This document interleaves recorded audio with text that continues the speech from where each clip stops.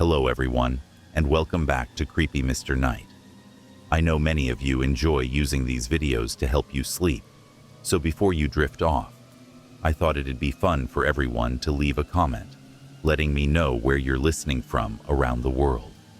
Also, don't forget to like and subscribe if you're enjoying the content. Now, let's get comfy, relax, and begin. Story 1. It was a crisp, clear morning when the passengers boarded the 8 a.m. train from the city. The platform buzzed with the usual commuter chaos, though today was different. There was an undercurrent of something unknown in the air, a subtle discomfort that passengers couldn't place. Some sensed it, others dismissed it, but all were caught in the routine of traveling from the bustling metropolis to the sleepy town nestled in the mountains. A journey they had taken countless times before, yet it would be their last. The train was packed. Families, business people, and strangers all crammed into their assigned seats, preparing for the long trip ahead. For most, it would be an uneventful journey. For some, it was the beginning of a new chapter, a visit to family, or a brief escape from their lives. Among them was a young mother, nervously clutching her infant son, a middle-aged businessman, hidden behind the pages of his daily report, an elderly couple, holding hands and exchanging quiet words as they settled into their seats, and a young woman, her face buried in a book, her thoughts lost in some faraway place. The air inside the train was warm, a soft hum of murmurs, and the steady creak of the train's wheels against the tracks. It was the kind of journey where nothing out of the ordinary was expected, just another train ride to another quiet town. But there was one passenger who did not belong, at least not on this train. He was a man who seemed out of place.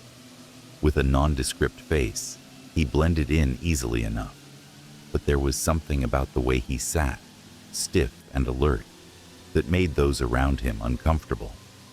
He was a mystery, and some of the passengers couldn't help but feel their eyes drawn to him from time to time. But it was only fleeting, just a shadow in their minds as the train began its journey south.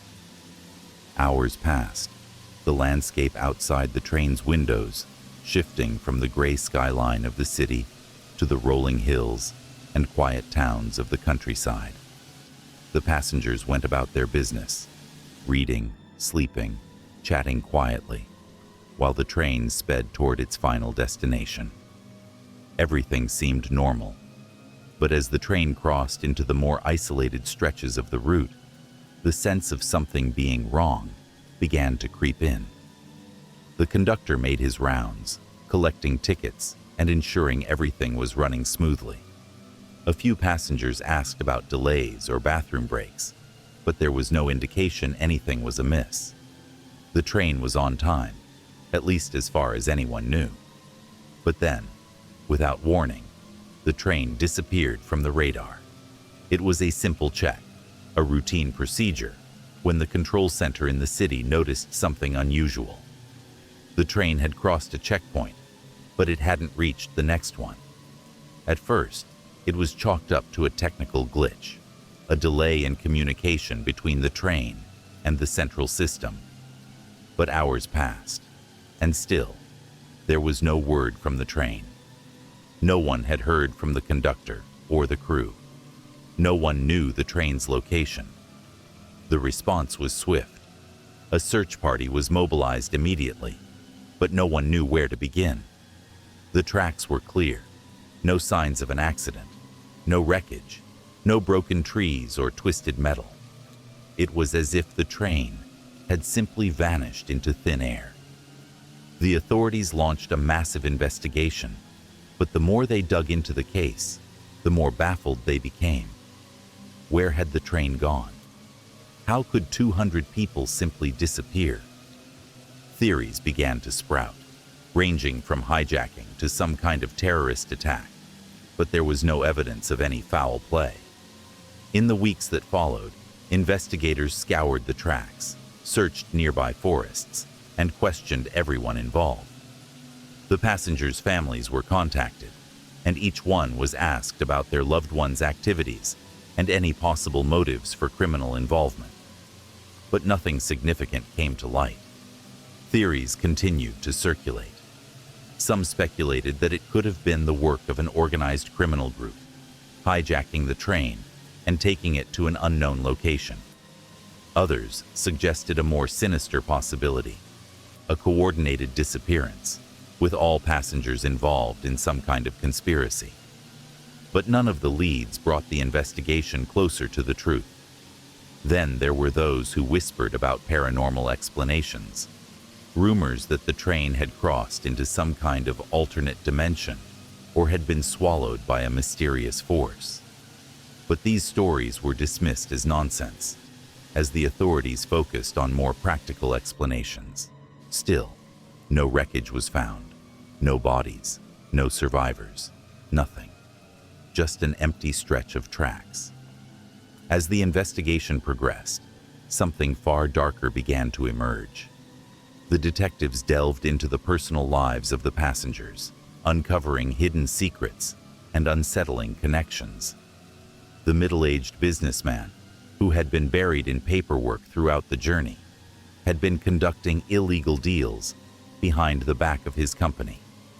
The elderly couple, who had appeared so sweet and gentle, had a troubled history with an estranged child they had not seen in years, who was reported to have been in town during the train's disappearance. And the young woman, who had been quietly reading her book, had a past she kept hidden, one involving a broken marriage and a series of dark, obsessive relationships. With each new piece of the puzzle, the mystery only deepened. Was there a connection between the passengers? Could someone have had a reason to make the train disappear? And if so, what did they want?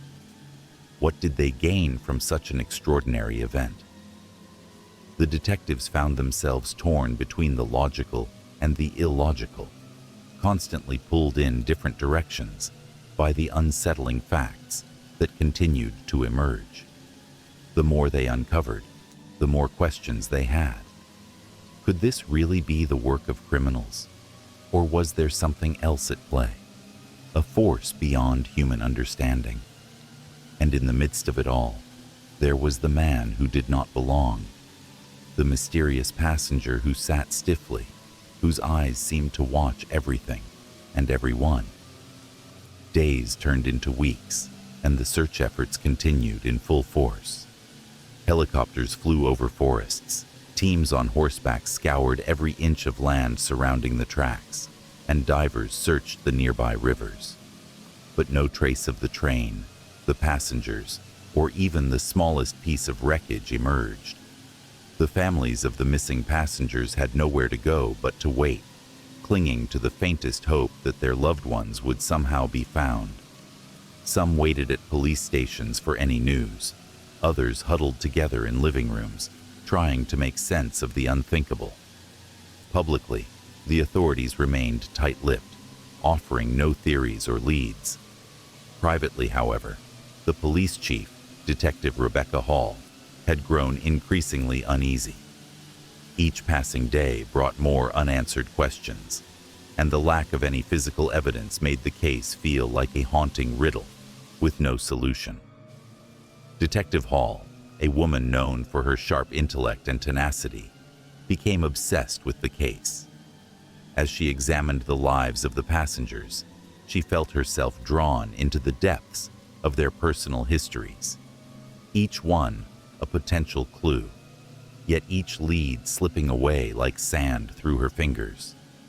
She began to obsess over the connections she couldn't see, the motives that seemed to lurk just beyond her grasp.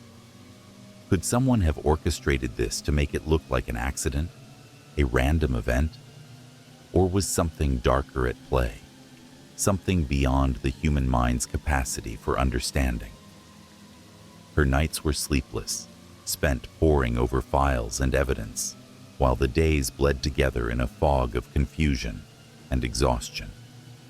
Her colleagues began to notice her growing agitation, her increasingly erratic behavior.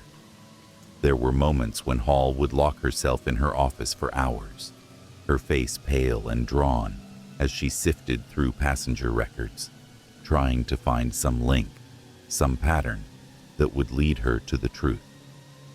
Meanwhile, the media had begun to escalate the case, feeding off the mystery and public fear. Every new angle brought wild speculation. Was it a terrorist attack? A plane crash that somehow went unnoticed? Or was there a much more insidious conspiracy behind the disappearance? Conspiracy theories spread like wildfire, from the outlandish to the terrifying. One journalist even floated the idea that the train had been swallowed by a sinkhole, while another hinted at a potential alien abduction.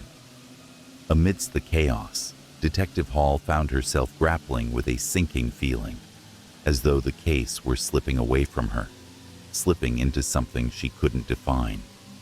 Every new theory, every new lead, felt like another dead end. The deeper she dug, the more the lines between reality and the surreal began to blur. One passenger, in particular, haunted Hall more than the others. The strange man who had been aboard the train, the one whose presence seemed to disturb the passengers, but whose name remained a mystery. The authorities had interviewed the people who had seen him, but no one had been able to recall any useful details about him. His face was vague, his behavior enigmatic. No one could remember where he had sat, or even if he had interacted with anyone. The man had been a ghost on the train, moving unnoticed through the carriage. Yet somehow, he was the only one who seemed out of place. Detective Hall couldn't shake the feeling that he held the key to everything. If only she could find him. Then, a breakthrough came. One of the passengers' family members, the husband of a woman who had been on the train, reported a disturbing incident. Just days before the disappearance, his wife had received a strange phone call. The call had come from a payphone in the city, and the woman had spoken briefly with a man whose voice she had not recognized. She had been visibly shaken afterward, but when pressed, she refused to say more. The husband had brushed it off as a wrong number, but now, with the disappearance, he couldn't ignore the strange coincidence.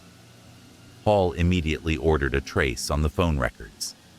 Hours later, the investigator confirmed the call had been placed from the same station where the train had departed.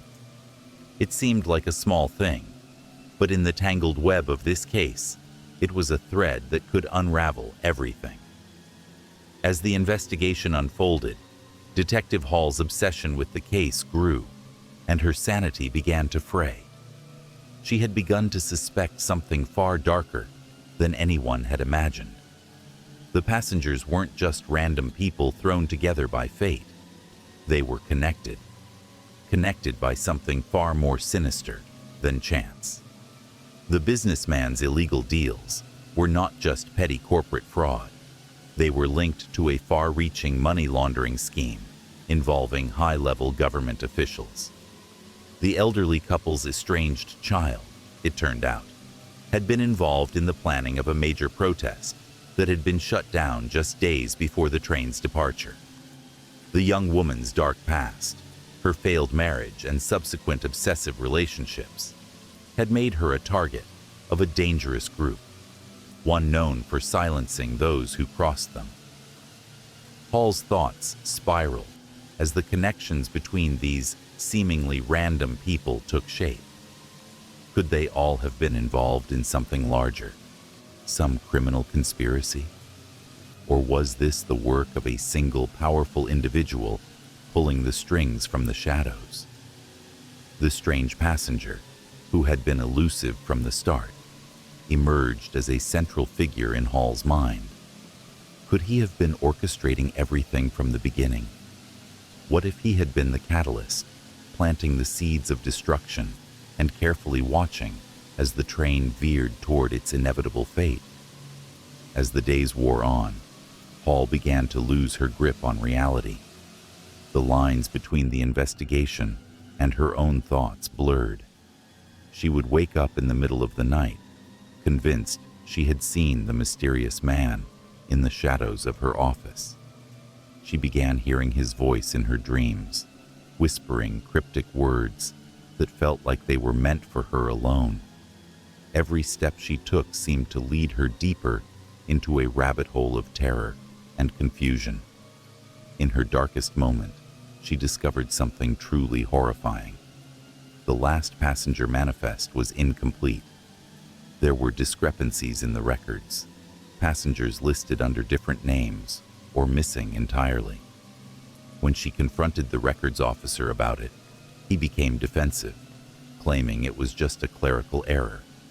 But Hall knew better. Something was wrong, something she couldn't yet grasp. In a final desperate attempt to uncover the truth, Hall returned to the site where the train had last been seen. She pored over the tracks for hours, desperately searching for anything that could explain the unexplainable. And then, as if the world were conspiring to reveal the truth to her, she found it. The answer she had been looking for had been right in front of her the entire time. It wasn't a hijacking, nor was it a criminal conspiracy. It wasn't even a glitch in the system. The train hadn't disappeared. It had gone somewhere beyond the physical world. Hall stood at the edge of the tracks, staring at a strange, faint shimmer in the air. The train had crossed into another dimension, one where time and space warped and reality itself bent. It had crossed a threshold, perhaps a gateway, perhaps a tear in the fabric of the universe that had allowed it to slip into a place no one could comprehend. The passengers, each one connected by their hidden secrets, their dark motives, their unspoken guilt, had unknowingly boarded a vessel bound for the unknown. The man, the mysterious passenger, had known this all along. He had been the keeper of the gate, guiding them all to their final destination, whether they were ready or not. Hall, standing at the edge of the impossible, realized the horror of the truth. The train was lost, and so were the passengers. They had been taken, but not by anyone. They had been taken by something far older, far more ancient than any human conspiracy. And as she stood there, the eerie shimmer in the air flickered, and she realized she was the last one left, the only one who had seen the truth, and there was no way back. Story 2. It was a typical Thursday evening in the small suburban neighborhood of Maplewood. The sun had just dipped behind the horizon, casting long shadows across the neatly manicured lawns. The streetlights flickered to life, one by one, illuminating the peaceful homes where families gathered, winding down after their busy days. Inside one of these homes, the Davis family was settling down for a quiet dinner. James Davis, a tall, well-groomed man in his mid-40s, sat at the head of the table, his dark hair neatly combed, his blue dress shirt rolled up at the sleeves.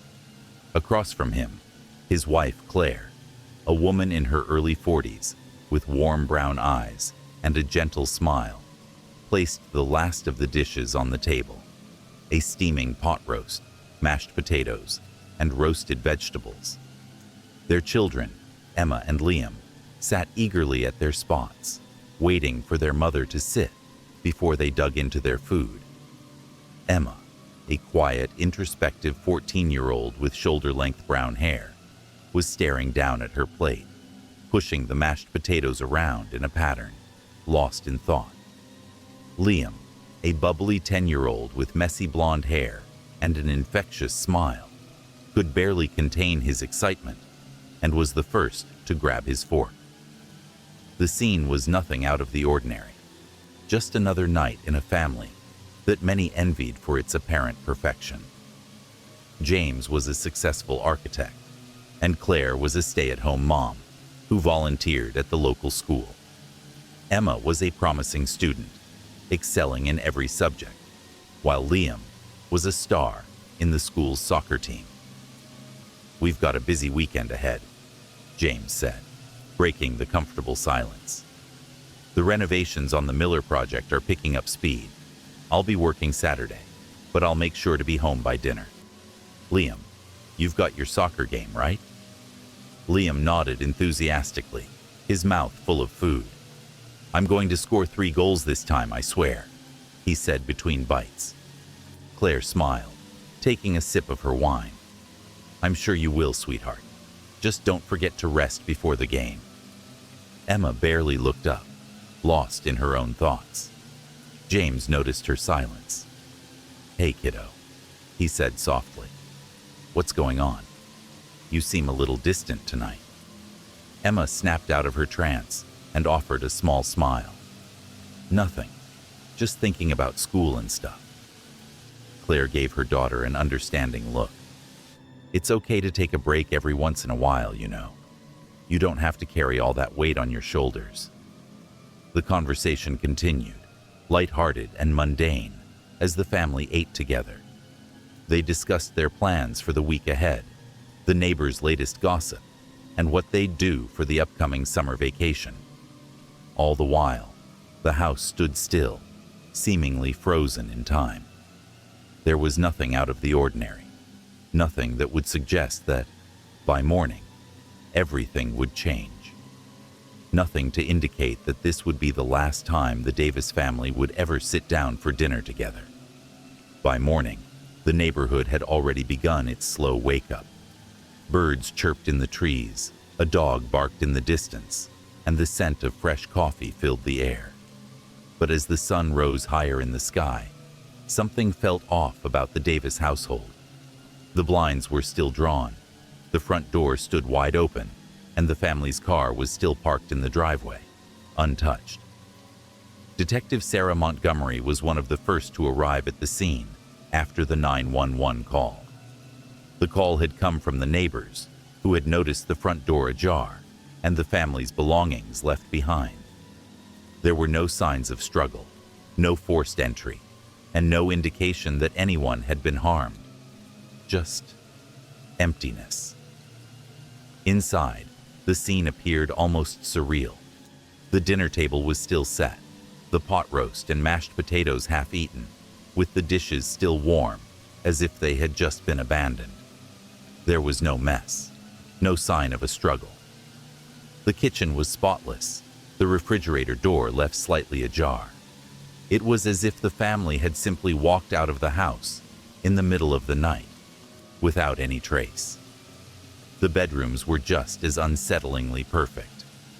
James and Claire's bed was neatly made, their clothes folded in their closet, as if nothing had been disturbed. The children's rooms were in the same pristine condition, with Emma's journal resting on her nightstand, and Liam's soccer cleats lined up in perfect order. Sarah's eyes scanned the home, her mind racing with possibilities. A planned escape? A family running away from something or someone?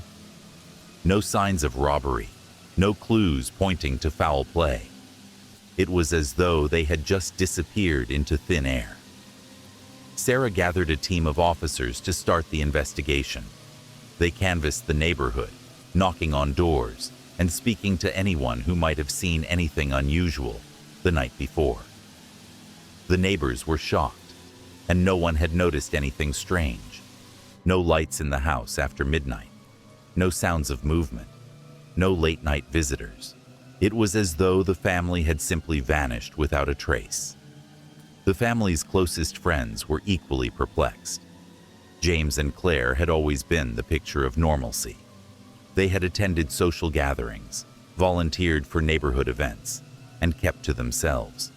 But there had never been any hint of trouble. No one could fathom why they would have disappeared, especially in such an abrupt and eerie manner. Sarah interviewed the family's closest friends, but none of them had any answers. The Davis family had no debts, no enemies, no reason to run. There had been no threats, no signs of discord in their personal lives. Claire had been an involved mother, always at her children's side, and James was an upstanding citizen with no history of criminal activity. As the investigation unfolded, Sarah began to explore the family's personal lives more deeply.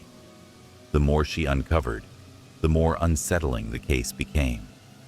Claire, it turned out, had a past, one she had kept hidden from her family and friends. Before she married James, she had been involved in a brief but tumultuous relationship with a man who had disappeared years ago under mysterious circumstances. It was a chapter of her life she had never shared with anyone, even her husband. James, too, had his secrets. Sarah discovered that his successful career in architecture had not been as smooth as it seemed. There were whispers of financial struggles, business deals gone wrong, and strained relationships with former colleagues. Could these issues have been enough to push the family to leave? But there were still no answers, no clear motive for their sudden disappearance. And worst of all, there were no leads, no evidence that the family had ever left the house willingly. Theories began to emerge. Some believed that the family had planned to escape, running away from something they had been hiding. Others speculated that they had been victims of foul play, kidnapped by someone they knew, or perhaps by a stranger with malicious intent. But with each passing day, the case grew colder. Every lead ran dry. Every potential witness had nothing useful to offer. It was as though the Davis family had simply walked away, leaving behind a perfect life and a chilling mystery. Weeks passed without any significant progress, and the town of Maplewood was left to grapple with the unsettling truth that the perfect family had vanished without a trace. Sarah had hit a wall. No one seemed to have answers. She found herself spending sleepless nights poring over the case, obsessively rereading witness statements and reports, searching for something, anything, that would break the case wide open. Then, one evening, a strange tip came in. A man had called the police station, claiming to know something about the Davis family's disappearance. His voice was distorted, and he refused to give his name. He mentioned something about Claire's past, hinting at a connection to the man she had been involved with years ago. He spoke cryptically, saying that the family had left because they had been running from something far more dangerous than anyone could imagine. The call was a dead end, but it was a breakthrough nonetheless. Claire's past was no longer something that could be ignored. It was a key that had the potential to unlock the mystery. Sarah revisited Claire's past, diving deeper into her relationship with the mysterious man who had disappeared years ago. What had really happened between them? Why had Claire hidden this chapter of her life from everyone? Detective Sarah Montgomery had never been one to believe in coincidences, and the cryptic phone call about Claire's past lingered in her thoughts like a haunting whisper. The man had hinted at something dangerous, something that had followed Claire even into her marriage with James. The more she thought about it, the more it made sense. Perhaps their perfect life hadn't been as ideal as it seemed. She began to dig deeper into Claire's past, focusing on the relationship that Claire had with the man who had vanished years ago. His name was Michael Rowe, a former high school sweetheart with whom Claire had been involved shortly after she graduated. The two had been inseparable, until one day, Michael had simply disappeared. No one knew where he had gone, and no one had ever heard from him again. Sarah uncovered that Michael had been living in a small apartment in the city at the time of his disappearance, just a few months before Claire had met James. A few of Claire's old friends mentioned that she had been deeply shaken by Michael's sudden disappearance, but no one could explain what had really happened. Sarah found a breakthrough when she learned that Michael had been involved in a series of shady business dealings before he vanished.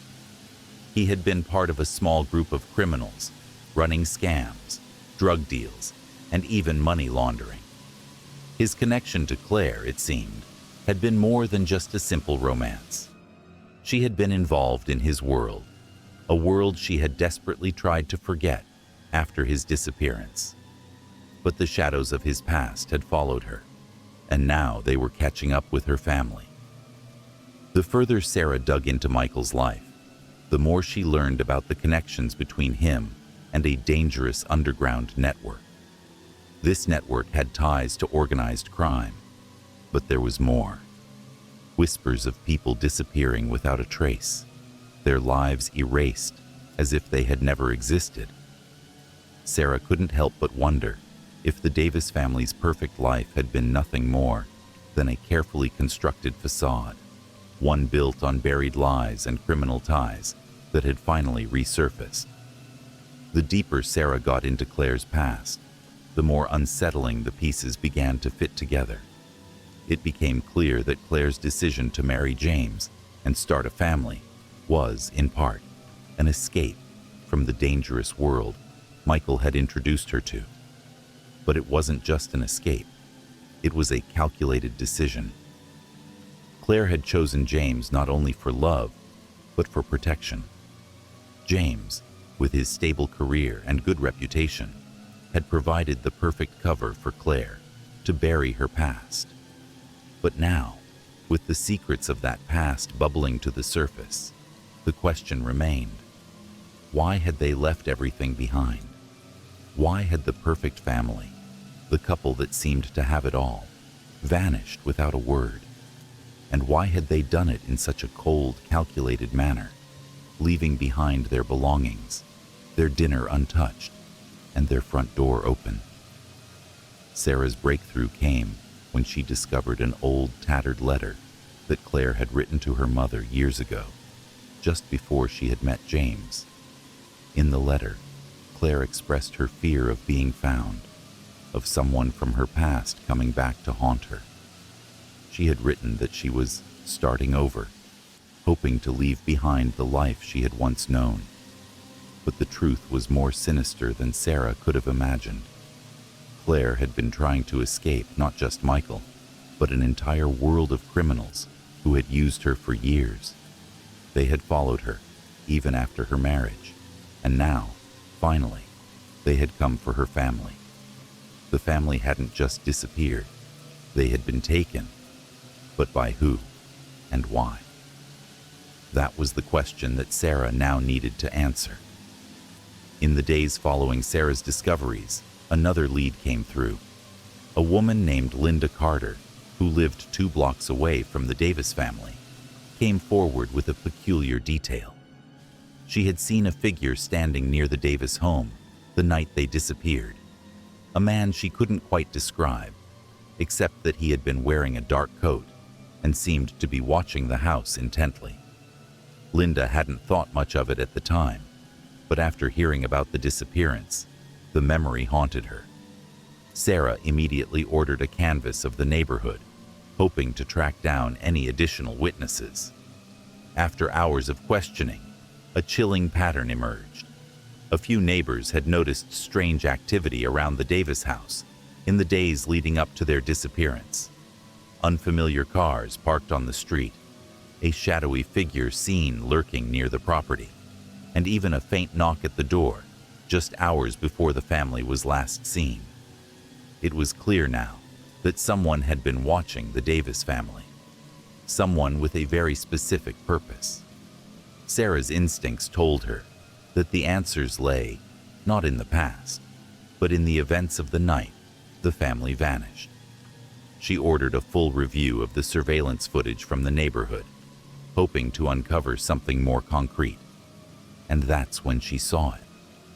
The footage, grainy and dark, revealed the figure that Linda had described, a man in a dark coat standing outside the Davis home late in the evening. But as Sarah watched closer, something strange caught her eye. The man had been carrying something, a small, unmarked briefcase.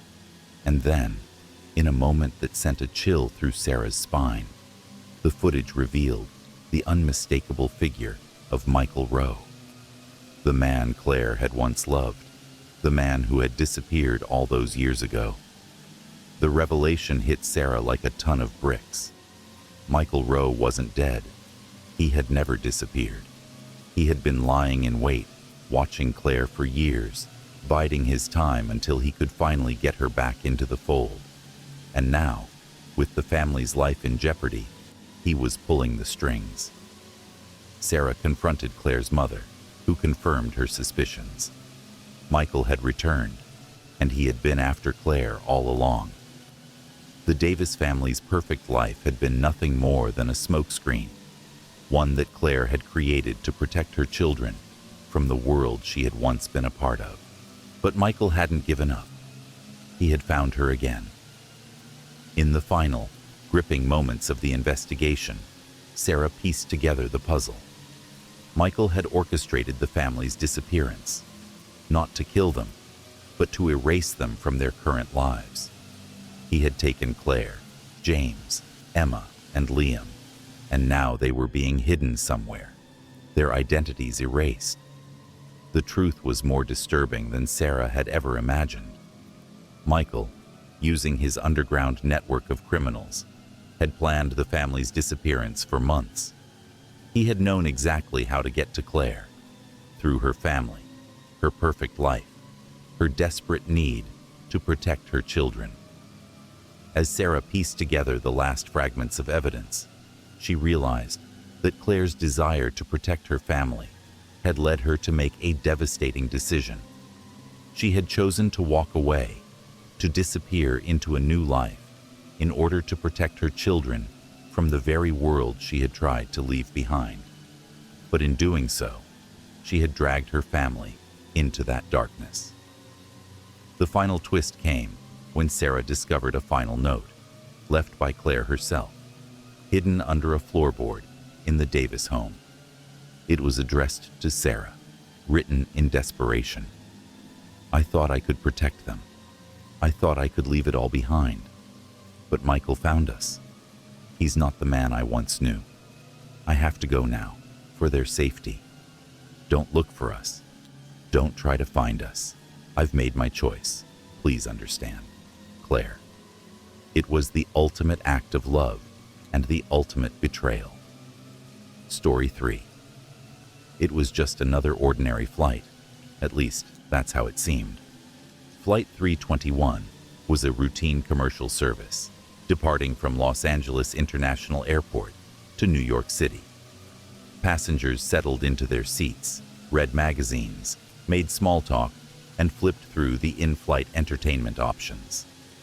The crew went about their usual duties, serving drinks, making announcements, and maintaining the steady rhythm that kept the aircraft's passengers calm and comfortable.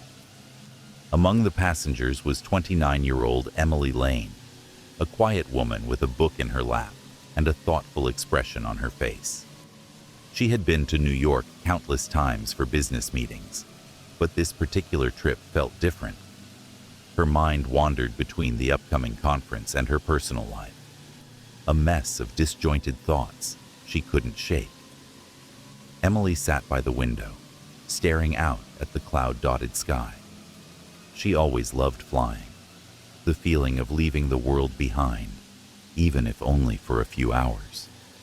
The hum of the plane's engines, the rhythmic press of the air conditioning, and the quiet buzz of conversation around her created a sense of detachment from reality.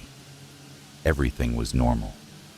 The flight attendants made their rounds, checking seatbelts and making sure everyone was settled in. One of the attendants, Rachel Green, a woman in her mid-30s with a warm smile, passed by Emily's row. She paused for a moment, noticing the young woman's pensive expression. "Can I get you something to drink, miss?" Rachel asked, her voice polite but cheerful.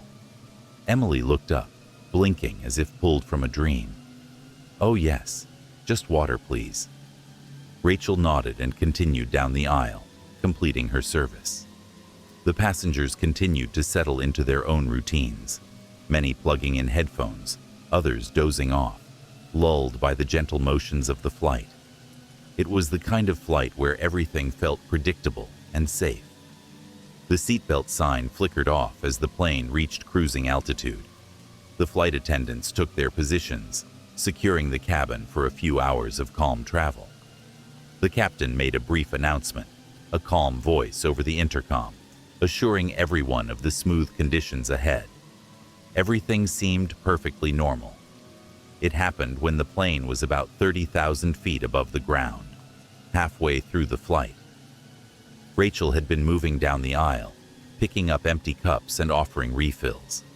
As she passed by the row where Emily was seated, she glanced over to check that the passenger was comfortable. What she saw made her pause. Emily's seatbelt was fastened, but there was something distinctly wrong. Her seat was empty.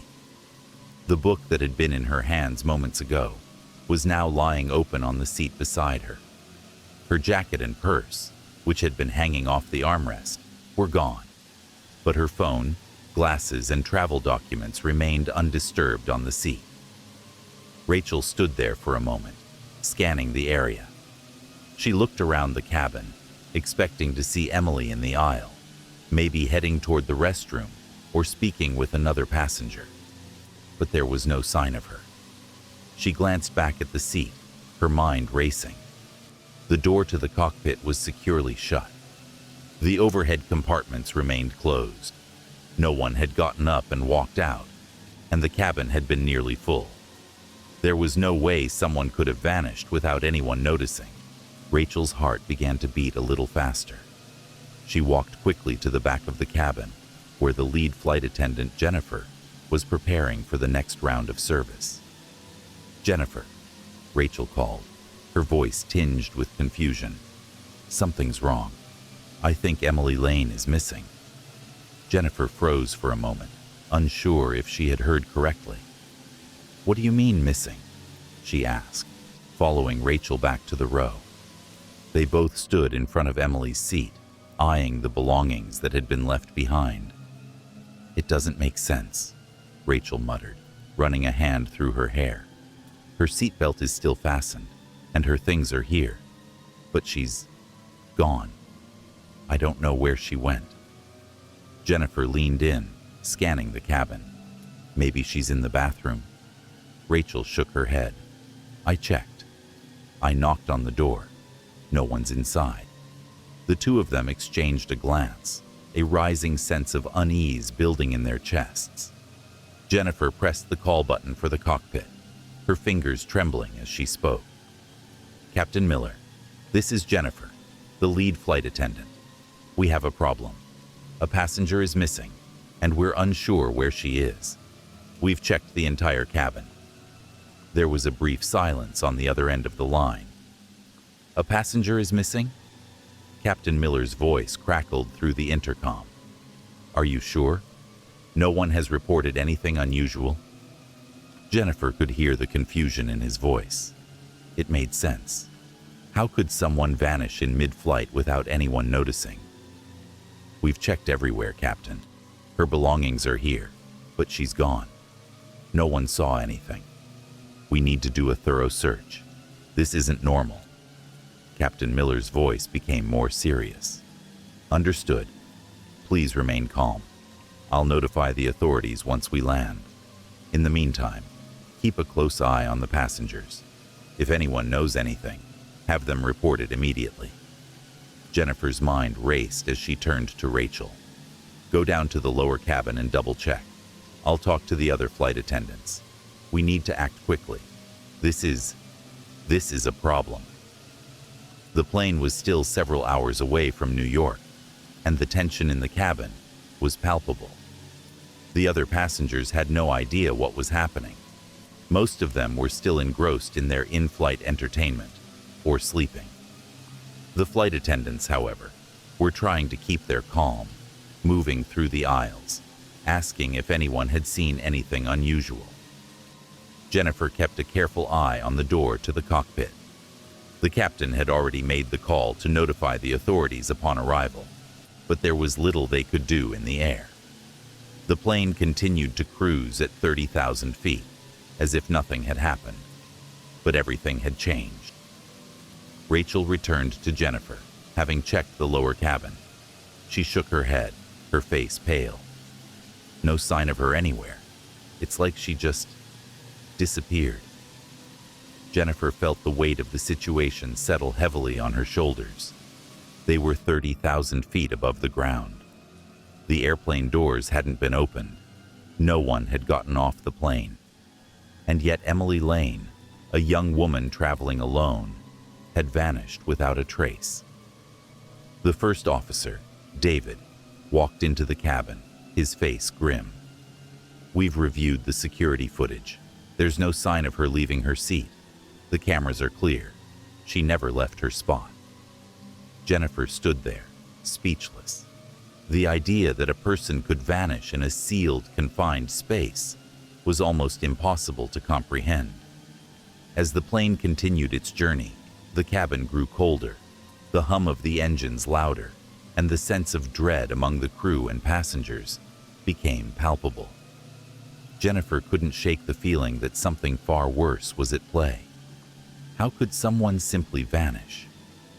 When the plane finally landed at New York's JFK airport, the authorities were already waiting. The moment the passengers disembarked, they were ushered into a secure area, and their belongings were examined. But no clues were found.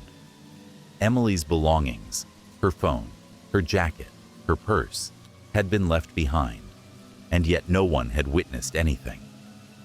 The theories started circulating quickly. Some passengers speculated that it was a criminal act, that someone on board had taken Emily for unknown reasons. There were no signs of a struggle, no indication of violence, and yet she was gone. Others thought it might be a bizarre accident. Perhaps she had wandered to the back of the plane, had a medical emergency, and somehow disappeared through the airlock. But no one had seen her leave. No one had seen anything out of the ordinary, and some began to whisper about something darker, more supernatural, an inexplicable disappearance in a locked, sealed cabin. Perhaps there were forces beyond their understanding at play. The authorities, however, remained focused on finding rational answers. They scoured the plane for any sign of foul play or evidence that would lead to Emily's whereabouts. But as the hours passed and the investigation expanded, there were no answers, no leads. As the investigation into Emily Lane's disappearance continued, the authorities were left in a state of bewilderment. Flight 321 had touched down in New York without incident, but something far more sinister had unfolded in the air above. The crew, initially calm in the face of the mystery, were now visibly shaken. Every theory, no matter how implausible, was considered.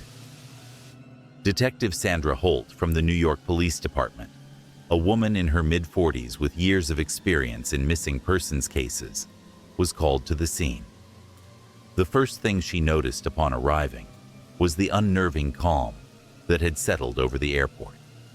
The passengers, most of whom had no idea what had transpired on the flight, walked casually through the terminal, oblivious to the horror just a few feet away. Sandra was briefed immediately by the airline's security team and the flight crew. She was led through the plane, which had been meticulously examined for any clues. However, everything seemed ordinary. The cabin was now empty, but the seat where Emily had been sitting was pristine.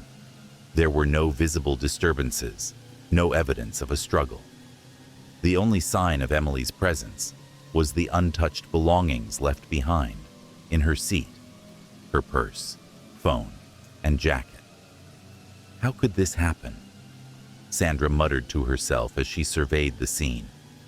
She looked over at Jennifer, the lead flight attendant, who had been one of the first to notice the disappearance. Jennifer's face was pale, haunted by the events of the flight. "Have you spoken to the other passengers?"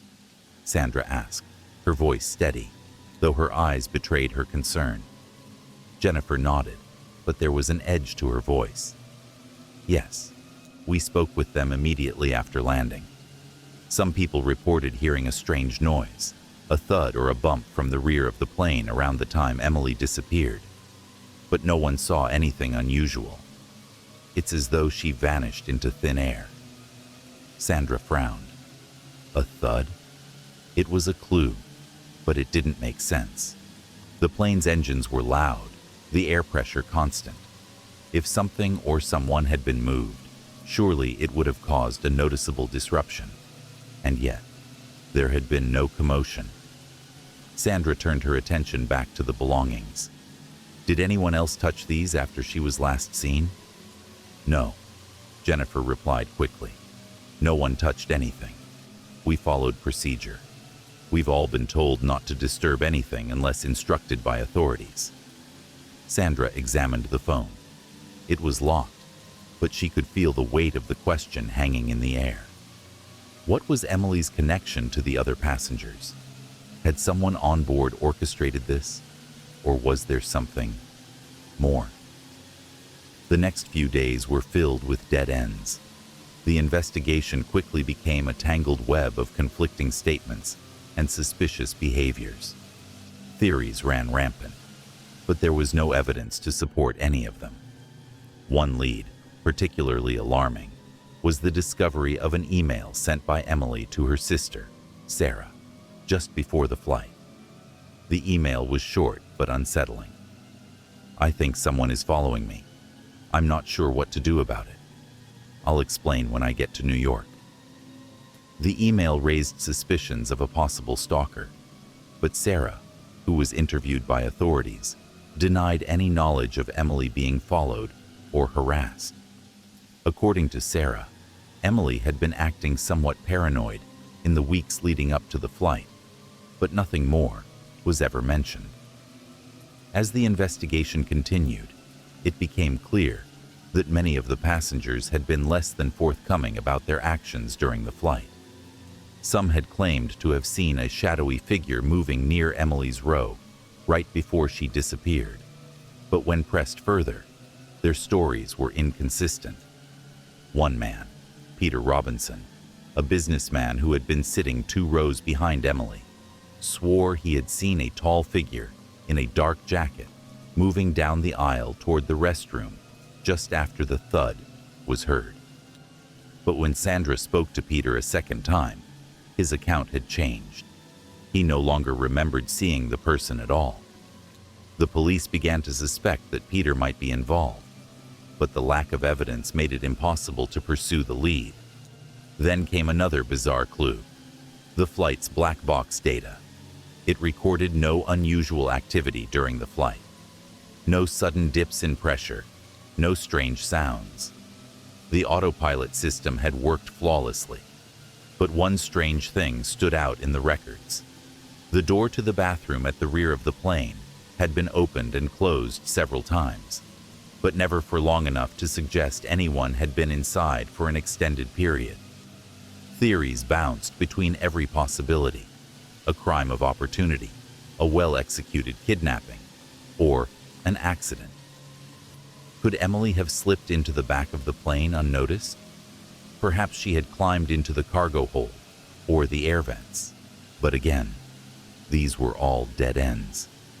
It wasn't until the investigation turned its focus on the flight crew that the breakthrough came. Sandra had been combing through the records of the flight attendants and their communications when she stumbled upon a strange detail. Rachel, the flight attendant who had initially noticed Emily's disappearance, had received a mysterious phone call just before the plane had reached cruising altitude. Rachel had told the authorities that the call had been from her sister, but upon further questioning, it became clear that Rachel had been evasive about the nature of the conversation. Sandra requested a deeper look into the call logs and discovered that Rachel had actually received the call from a number that was unlisted, an encrypted burner phone. Rachel was brought in for questioning, and for the first time, her calm exterior cracked. She confessed to knowing Emily before the flight. The two women had met briefly at a coffee shop in Los Angeles. Emily had been anxious during their brief encounter, hinting at something involving her past, something she had never told anyone. Rachel explained that after their meeting, she had been contacted by someone she hadn't recognized, who had warned her to keep an eye on the woman. Fearing for her own safety, Rachel had kept quiet about the encounter, even though it seemed too odd to ignore. But this admission opened up an entirely new lead. Rachel now revealed that Emily had confided in her just before boarding the plane. Emily had mentioned something cryptic. They won't stop until they get what they want. The comment was unsettling, and at the time, Rachel hadn't thought much of it. But now, it seemed that Emily had been running from something, and perhaps the answers lay in her past. Something connected to this mysterious warning and the strange call that Rachel had received. The breakthrough finally came when the authorities were able to trace the encrypted number to a man named Richard Calloway, a private investigator with ties to criminal activity. Richard had been hired by someone to watch Emily, but his reasons for doing so remained unclear. As it turned out, Emily had been running from a dangerous ex-boyfriend who had a criminal past and had been stalking her for months. Richard had been hired to monitor her movements, but his employer had a far darker agenda.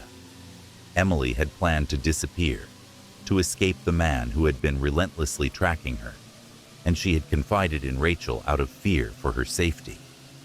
The truth was grim. Emily had staged her own disappearance mid-flight, hoping to vanish into thin air, but in doing so, had triggered a chain of events beyond her control. Richard had been ordered to make sure she never resurfaced. His contact with Rachel was part of a twisted game, and Emily had unknowingly walked right into it. The mystery, however, was far from over. Even though Emily's ex was taken into custody, there remained the haunting question. Had she truly vanished into the air, or had someone else orchestrated the perfect crime? In the aftermath of the investigation, the case became a chilling reminder of the dangers of secrets, hidden pasts that could unravel at any moment. Sandra could only look at the empty seat where Emily had been and wonder if the woman had truly disappeared into thin air, or had she chosen to run away forever. The passengers aboard Flight 321 would never forget the eerie events they witnessed. For some, it was the mystery of a lifetime. For others, it was a tragedy, a woman running from her past, swallowed by the sky. Story 4. The night was thick with fog, and the highway stretched before Dave Thompson like a never-ending black ribbon. The tires of his truck hummed against the pavement, cutting through the eerie silence of the desolate road. There were no streetlights, no other vehicles in sight. Just the dull glow of his headlights slicing through the dense mist that seemed to have materialized out of nowhere. It wasn't the kind of night you wanted to be alone on the road, but Dave was used to it. He'd been driving these long hauls for years. Dave glanced at the dashboard clock, 2:43 a.m. He'd been on the road for hours and was starting to feel the weight of exhaustion. His eyes were heavy, but he knew better than to fall asleep at the wheel. That was when accidents happened. His radio crackled in the background, static filling the truck cab, as the low hum of the engine was the only sound. Then, a flicker of movement caught his attention. A figure standing by the side of the road, shrouded in the fog. He slowed down instinctively, squinting into the gloom. It was a hitchhiker. His thumb raised, the universal sign for a ride. The fog grew thicker, swirling outside the truck like a living thing, obscuring the road ahead.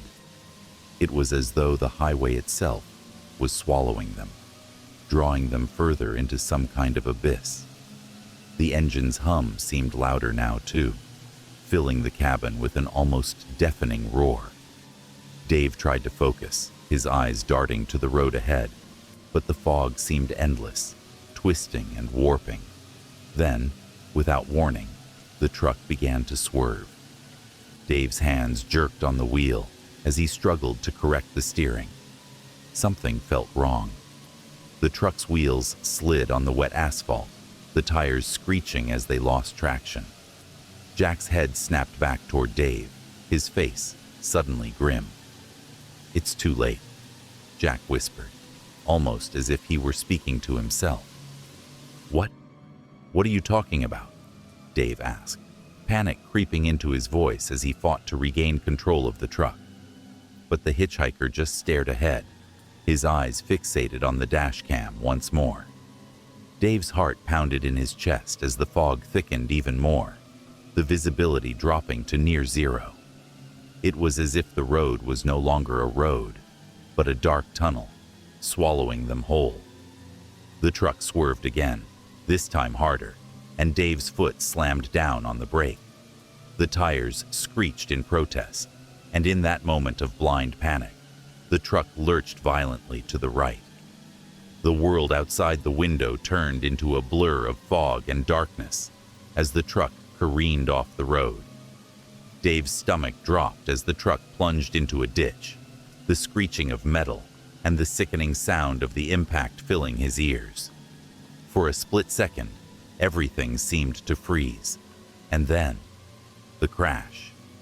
The truck hit the ground with a bone-shaking force, throwing both Dave and Jack forward against their seatbelts. The world spun, and everything went dark. When Dave came to, it was eerily quiet. The truck had come to a halt, the engine now silent, the only sound the distant whisper of wind. His head ached, and he felt a sharp pain in his shoulder. He blinked rapidly, trying to clear the fog from his vision, but as his eyes focused, something felt wrong. The passenger seat beside him was empty. He gasped, his heart hammering in his chest. Jack was gone. There was no sign of him, no blood, no trail, nothing. The seatbelt was still buckled in place, but the man himself had vanished.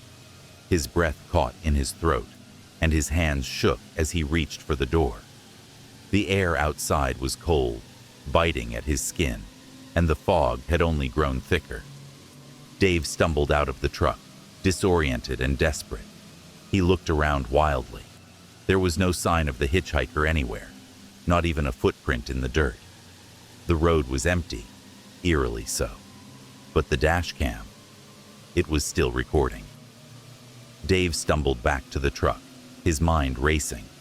He grabbed his phone, fumbling to call for help, but the signal was dead. He couldn't understand it. The crash had been bad, but it wasn't catastrophic. There should have been witnesses. There should have been someone else. But there was nothing. Only the dash cam recording. He looked at the footage. The final moments before the crash were clear. Too clear. It showed Jack turning to face the camera with that same eerie smile. His eyes were wide, unblinking, as if he were staring into the very soul of whoever was watching. Then, just before the crash, there was a flicker on the screen. Something moving in the fog behind the truck. Something that shouldn't have been there. But the most unsettling thing? Jack's voice, faintly, from the final frame. "It's too late." The authorities arrived not long after Dave stumbled out of the wreckage. The truck was intact, save for the damage from the crash. The wreck was real, but there was no sign of Dave's mysterious passenger. The police scoured the area, but no one had seen anything. No witnesses, no evidence. When they checked the dashcam footage, they saw the crash, followed by the empty truck. But there were no clues, no explanations. Dave couldn't remember what had happened to Jack. His mind was a blur, and the only thing that was certain was the disturbing footage. The case was left open. But as days passed, theories began to spread. The hitchhiker was linked to a series of disappearances that had occurred along that stretch of highway over the past decade. People spoke of strange occurrences, of drivers who had vanished without a trace. Whispers circulated that the hitchhiker, or something tied to him, was connected to these events. Something supernatural, something that manipulated time and reality. But the truth of that night, the truth about the fate of Dave Thompson, remained a mystery. Some believed he had been claimed by the road, just like those who had come before him. And the dashcam footage, with its eerie final words and the unexplained disappearance of Jack, was the only clue left behind. The town would never be the same. The disappearance of Dave Thompson and the mysterious hitchhiker quickly became the talk of the town. At first, it was just another bizarre story, another strange occurrence on the long stretch of highway that seemed to be cursed. But the police soon realized that there were more unanswered questions than they had anticipated. Detective Karen Mills, a seasoned investigator with years of experience, was assigned to the case. She had seen her fair share of strange disappearances, but this one was different. The dashcam footage was peculiar, showing nothing but the crash and the absence of any further trace of Dave and his passenger. After a quick examination of the wreck site, there were no signs of struggle, no blood, no footprints leading away from the truck. Karen spent days combing through the footage, studying every frame for clues. But each time she replayed it, she was drawn to the same unsettling detail: the flicker in the fog right before the crash. Something, or someone, had been there. And yet, there was nothing on the road when the truck came to a stop. It was as if the person, or whatever it was, had simply evaporated. The more Karen looked into the past of that stretch of highway, the more troubling the connections became. There had been other disappearances in the area, dozens in fact. Truck drivers, travelers, and even local residents had vanished over the years, and all of them had one thing in common. The last place they were seen was near that stretch of road. But the strangest part of it all was the hitchhiker. Karen found no record of anyone matching his description. No missing persons, no criminal reports, nothing. He seemed to exist in a void, an enigma. The only piece of the puzzle that gave any sort of clue was a name: Jack. A visit to the town's library unearthed a disturbing piece of history, an old newspaper article from 1963. The headline read, "Local man found dead in mysterious highway crash. Police uncover unsettling circumstances." The article detailed the death of a man named Jack Redding, a drifter who had been found in a similar crash on the same stretch of highway. The circumstances of his death were strange. There were no witnesses, no explanation for how the crash had occurred, and no sign of what had caused it. Even more chilling was the fact that Jack Redding had been seen hitchhiking shortly before the crash, exactly like the man who had been in Dave's truck. The article ended with a quote from the investigating officer. "There's something about this highway. It has a way of claiming people, pulling them into something darker. It's not just a stretch of asphalt. There's something alive out there." Karen's heart sank as the pieces started to fit together. The man in the dashcam footage, the name Jack, the eerie disappearances. There was a pattern here. But what was the cause? Was it truly just a string of coincidences, or was something more sinister at play? As the days passed, the town became increasingly restless. People whispered about the highway at night, about the strange feeling that seemed to hang over it. Some claimed to have heard voices in the fog. Others swore they'd seen figures lurking in the mist. The stories that had once been relegated to local legend were now being taken seriously. Karen, however, was not one for superstition.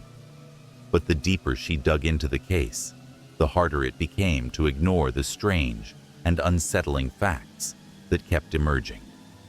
It was as if the road itself had become a vessel for something dark and otherworldly.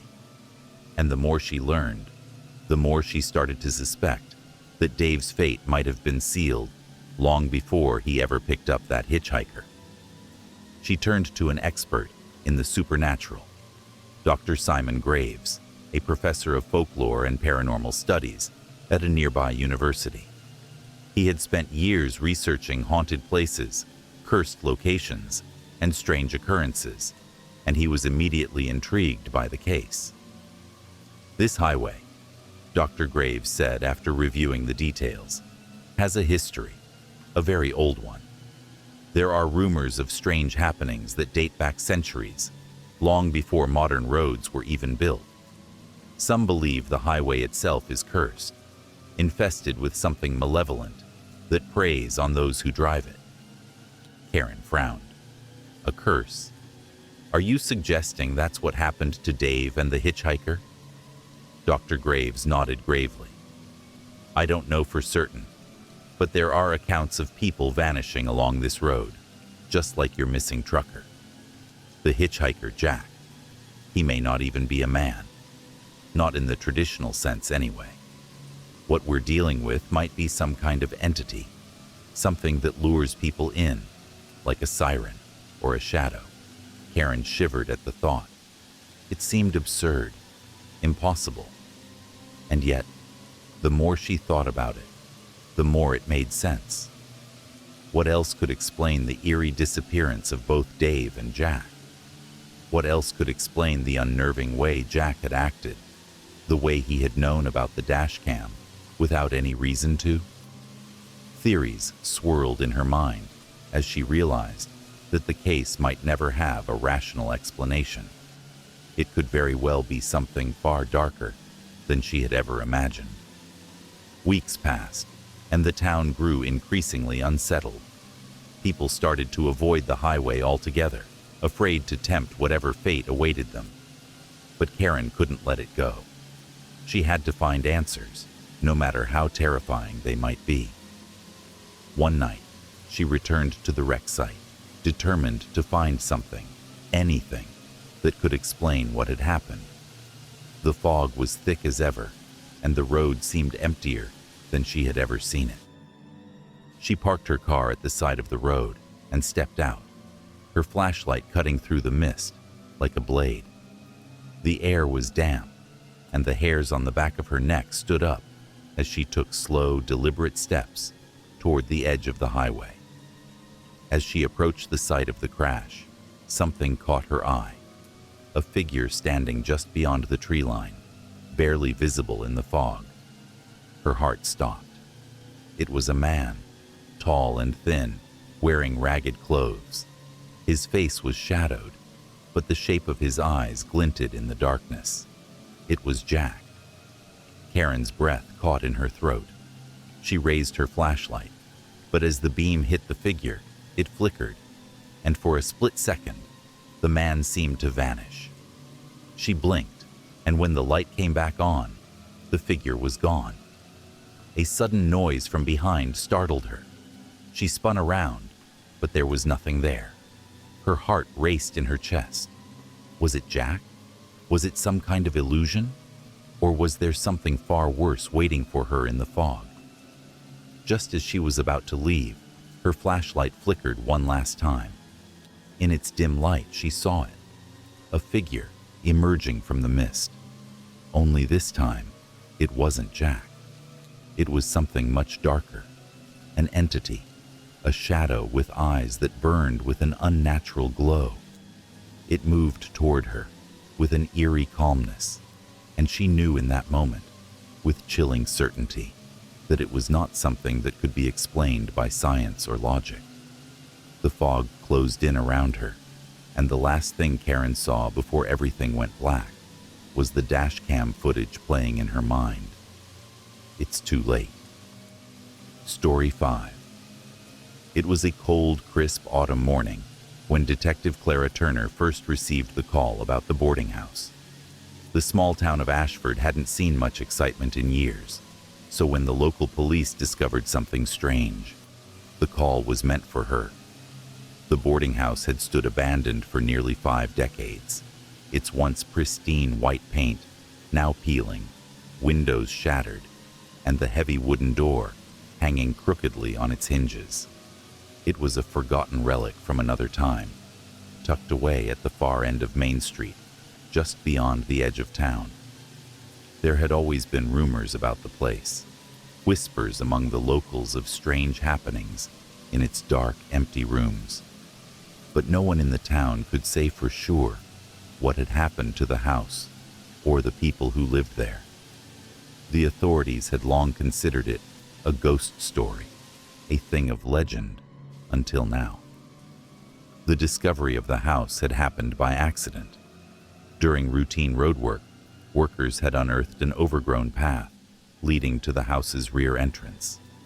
It was a shock to everyone when they realized that, despite its abandonment, the house was in near-perfect condition. Well, except for one thing. It was frozen in time. Inside, everything was as it had been on the night of December 31st, 1972, the night of the residents' sudden and mysterious disappearance. The tables were set, plates with half-eaten meals still lingering, untouched. The fire had gone cold in the hearth, but there were no signs of a struggle, no indication of why or how. The residents had vanished. Clara stood outside the house, staring at its decaying exterior.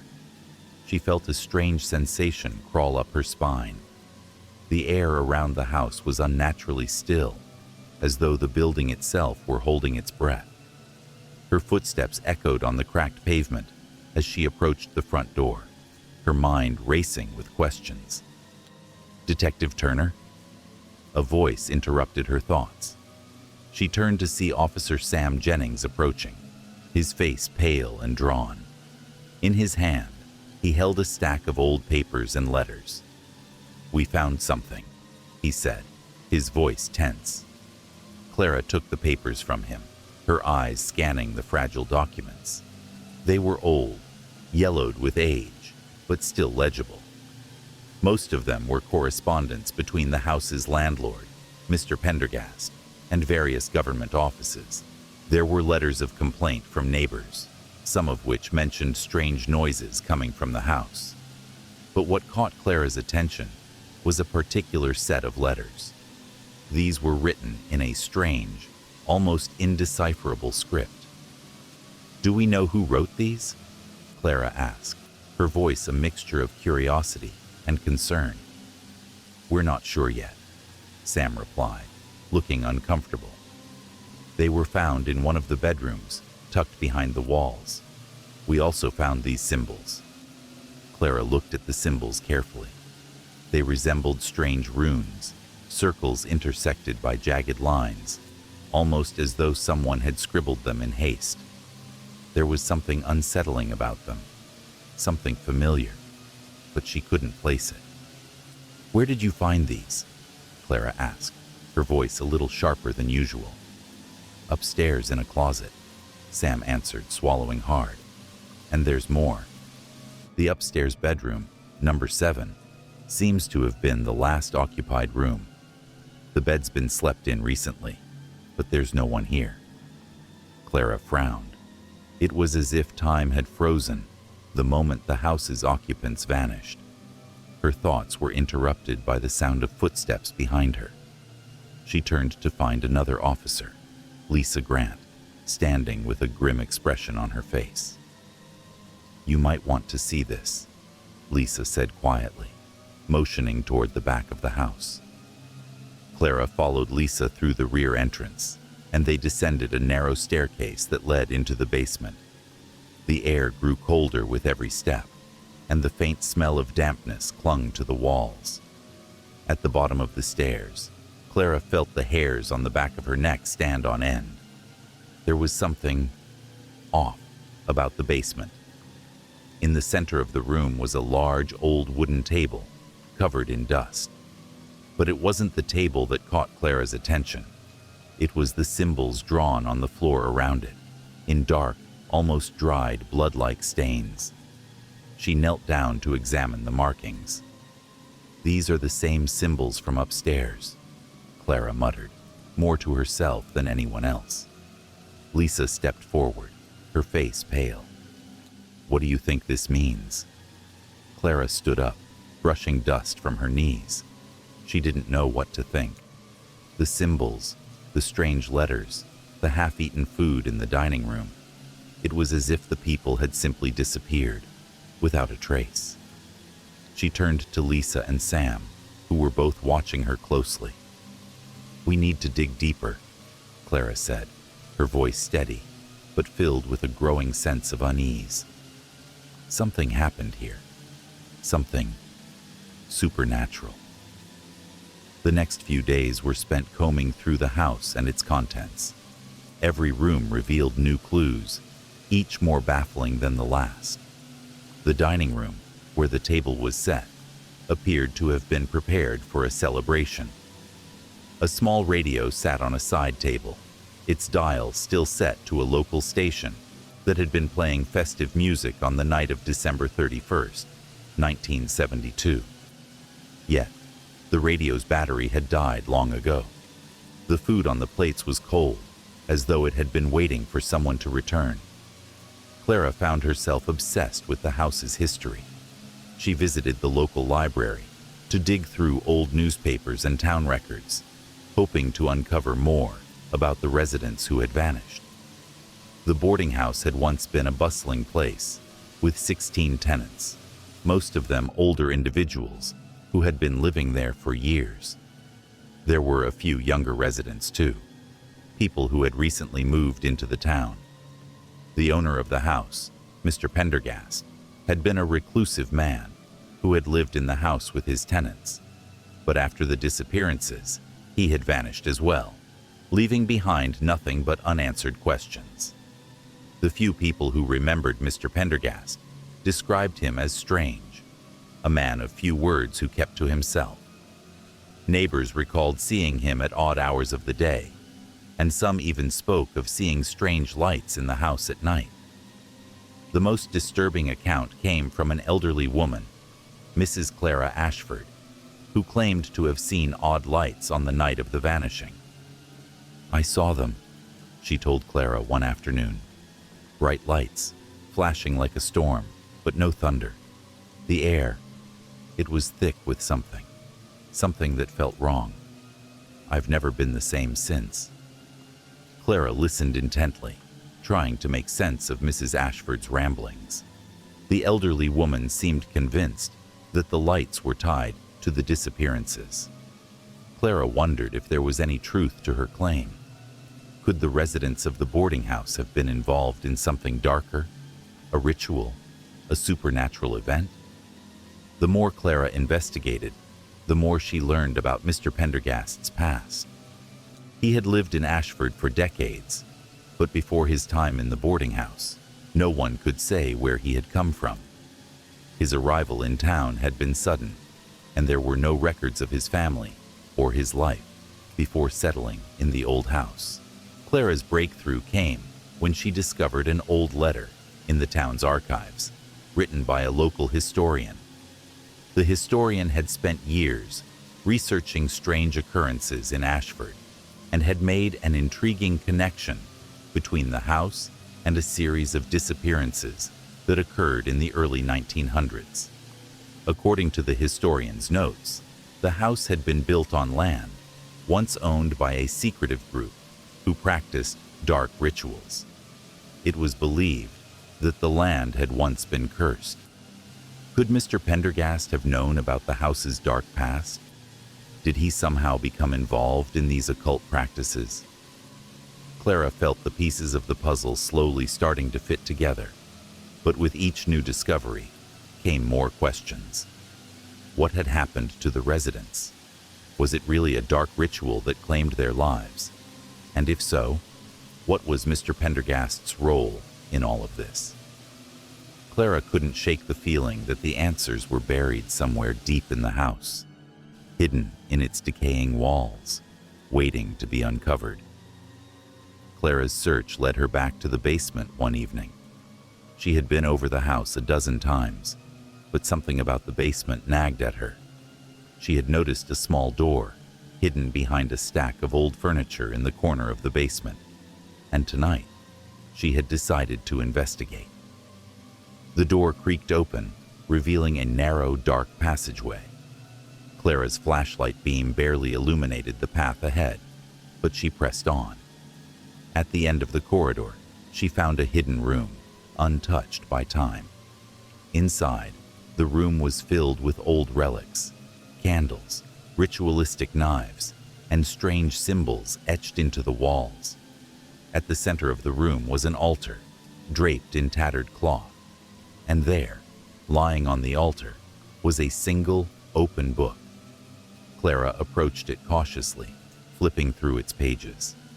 The text was written in the same strange script she had found in the letters upstairs.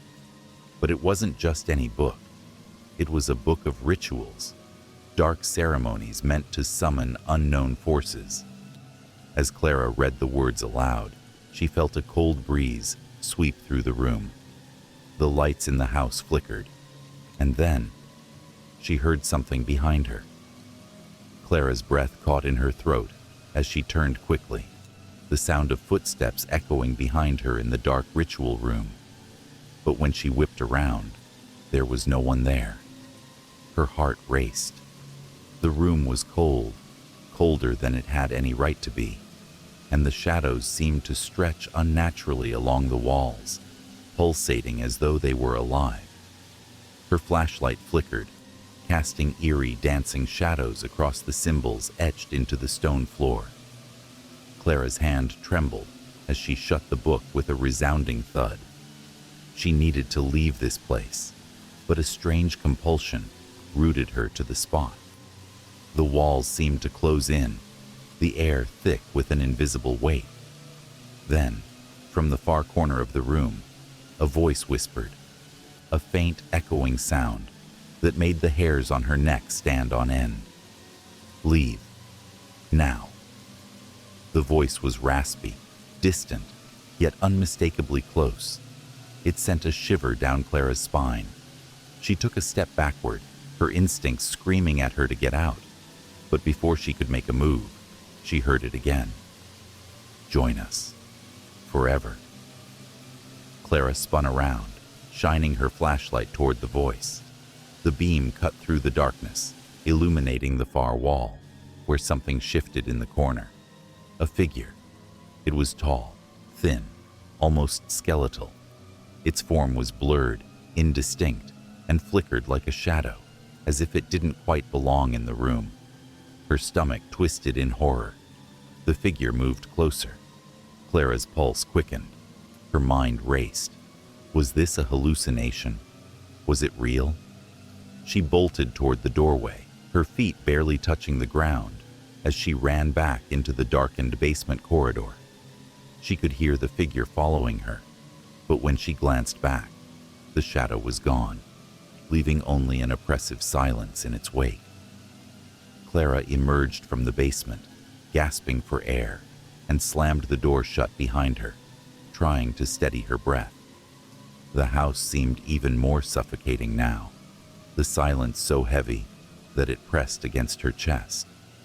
Outside, the night had deepened, and a thick fog had rolled in from the hills, creeping around the house like a living thing.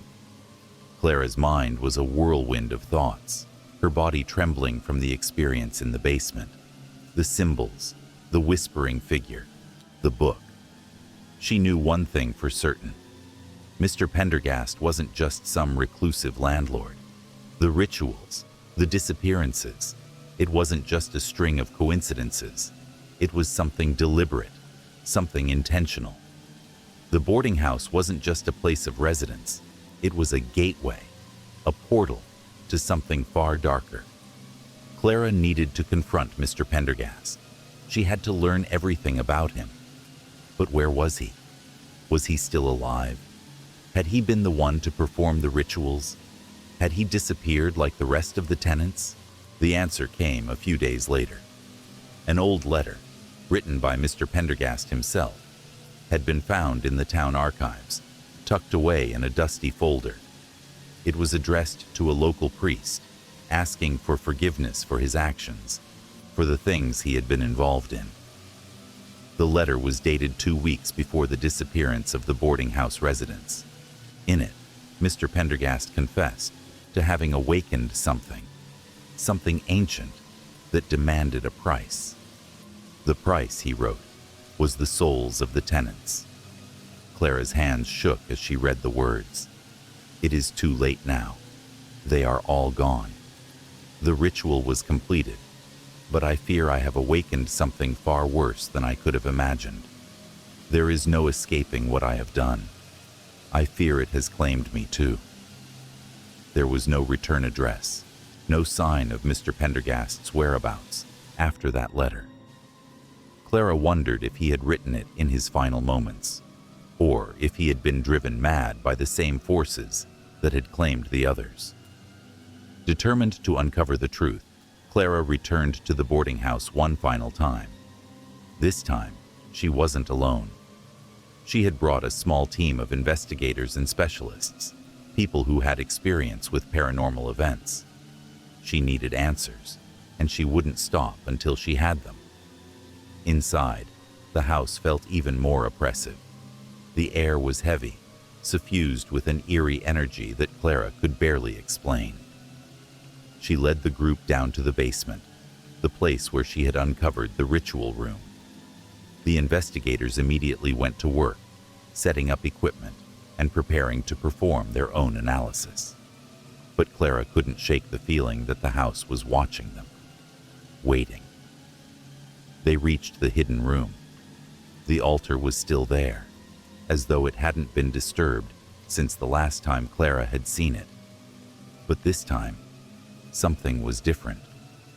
The walls seemed to pulse with an unnatural energy, and the symbols that had been etched into the floor now shimmered with a faint, otherworldly glow. Clara's breath caught in her throat as the symbols began to shift, moving, rearranging themselves before her eyes as though they were alive. The air grew cold, too cold. A shadow filled the room, and Clara's flashlight flickered violently. She turned to the team of investigators, but before she could speak, a voice, low, guttural, and impossibly deep, filled the room. You shouldn't have come. The sound vibrated through her bones, and the floor beneath her feet seemed to shake. The room grew darker, and the air became thick with the stench of decay. The lights flickered wildly, and for a brief moment, Clara thought she saw something moving in the corner of her eye. Figures, shadows, faces twisted in agony.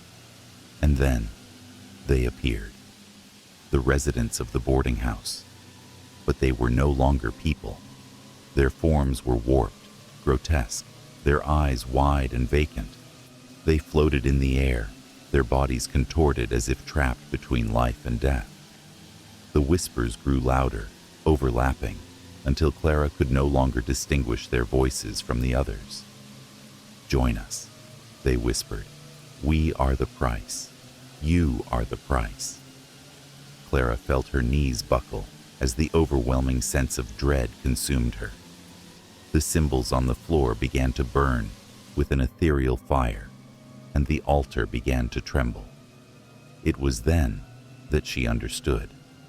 The boarding house hadn't just been a place where people lived. It had been a vessel, a conduit for the entity Mr. Pendergast had summoned, the entity that demanded a sacrifice. The residents had become part of the ritual. They had been consumed, and now they were trapped in the limbo between life and death. The door slammed shut behind her with a deafening crash. Clara turned to find the room sealed off, the walls shaking violently. She could hear the entity's voice rising above the others, calling her name. Clara, you are the last to complete the ritual. A flood of memories rushed through Clara's mind. The strange events, the cryptic symbols, The whispering shadows. She was standing on the precipice, and she knew that if she didn't act now, she would be lost to the darkness forever. Clara glanced toward the altar, where the book still lay open. It was her only chance. She had to stop the ritual, or the house, and everyone trapped within it, would be lost forever. With trembling hands, she reached out for the book, flipping to the final page. The ritual was incomplete. There was one final step, one last sacrifice required to close the gateway. You must offer yourself to the darkness, the book's text read. Only then can the seal be broken. Clara's heart raced. She knew what she had to do. The entity had been feeding on the souls of the residents, trapping them in this cursed place. If she made the ultimate sacrifice, the ritual could be reversed. But the cost, it was unimaginable. As the entity's voice grew louder, Clara made her decision. She stepped forward, her resolve firm. She whispered one final prayer to herself, a prayer to release the souls that had been trapped here for so long. Then, with a final, defiant breath, Clara placed her hand over the altar. The house shook, the walls cracked, the shadows howled. And in that moment, the boarding house seemed to breathe its last.